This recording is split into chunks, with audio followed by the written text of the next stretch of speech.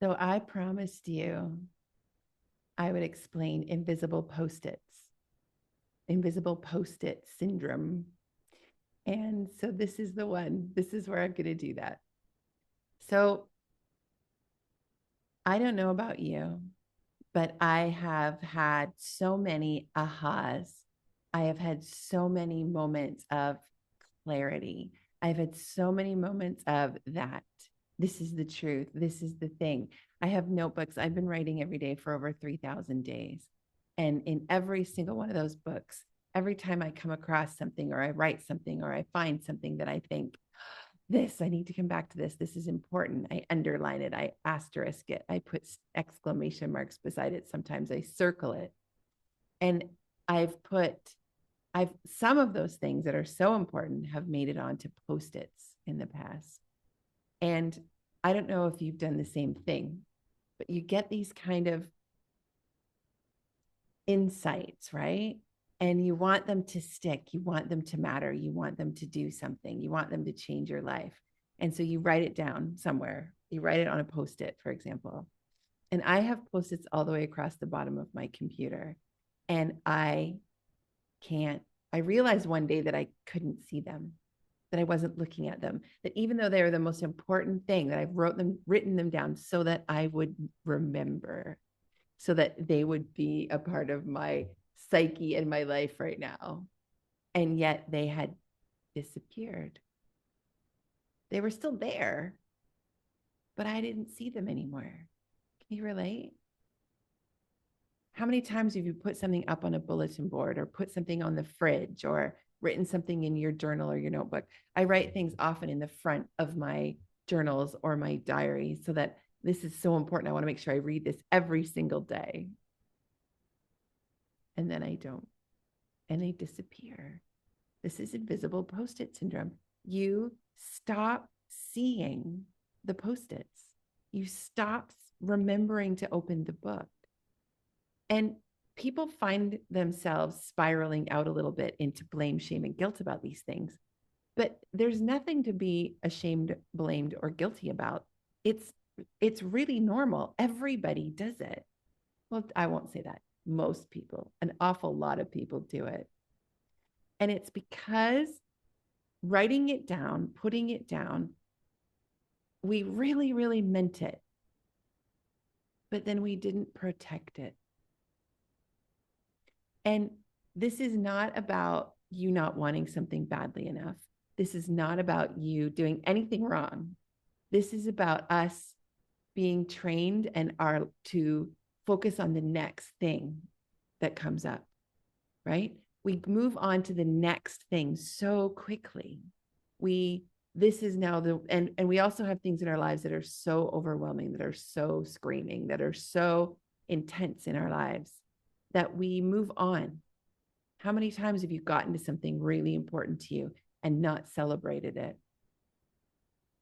And so what happens is this quote, this aha, this insight, this um, magic that you have collected, this magic that you have downloaded, that you have created, that you have discovered, that you have decided you want to change your life, you know it's supposed to, disappears.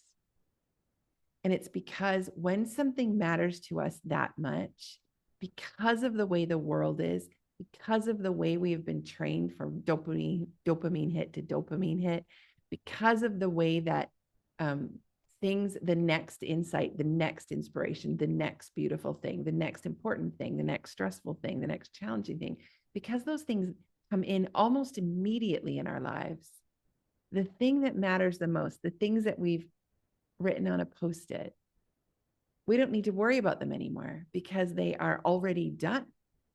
They're already written down. They're already finished. There's no new emotional charge to them. And so what we have to do is we have to remember to protect these things. We have to remember we have to remember that they matter. We have to remember to come back with a little bit of consistency to, okay, this. Literally what I have been doing is moving the post-its around. If that's where it was and I don't see it anymore, I'm moving it. It can be that simple. But I just want you to understand that this is normal. There's nothing wrong with you. This is something that we, as magical, intuitive, creative, inspired, loving creators,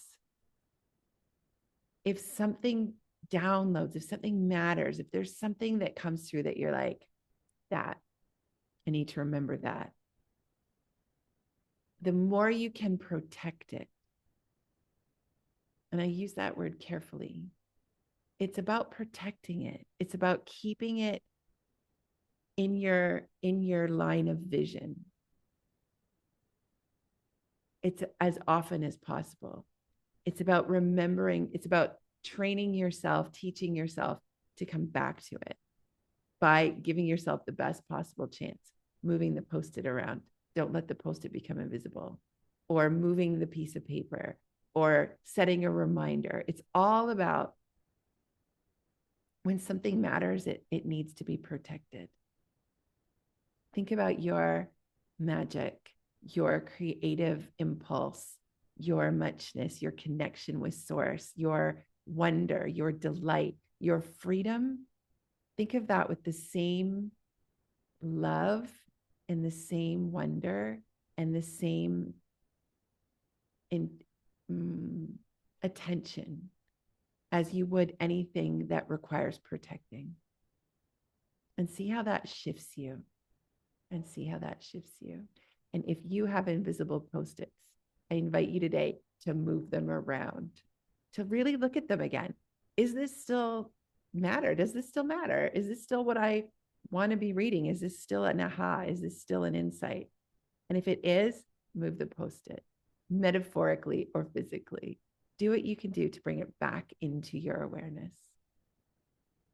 I'm wishing you the most magical, most inspired day. I hope you have something today that's worth writing on a post-it.